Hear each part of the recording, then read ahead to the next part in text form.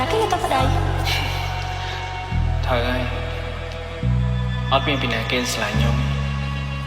ចឹងហើយបើខ្ញុំនៅតែដល់សប្ងៃចុះមនុស្សស្អីបែបម៉េចដែរយើងចូលចិត្តហ៎ស្អាតសិចស៊ីភ្នែកធំធំពណ៌បោគួរឲ្យតាក់ទាញ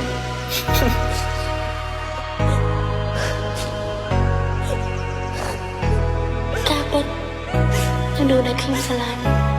គេតាំងតែលាក់បាត់ខ្ញុំរហូតមកបើសិនពេលវេលាឲ្យបងមើលបែរជាបងក្របងមិនបន់ដោយឲ្យកាត់ឡើងទេហេតុវាចិត្តតែស្នេហ៍មានទាំងមិនដឹងថាខ្លួនឯងគិតនៅអីហេតុអ្វីបងប្រើពាក្យសំដីមកប្រាប់អូនបែបនេះព្រៃអូនធ្វើគ្រប់យ៉ាងដើម្បីថ្លៃព្យាយាមយកចិត្តមករាល់ថ្ងៃហើយបងប្រចង់ឲ្យមានថ្ងៃនេះ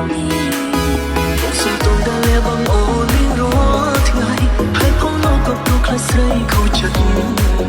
ហើយថ្ងៃនេះបងចង់ប្រាប់អូនពី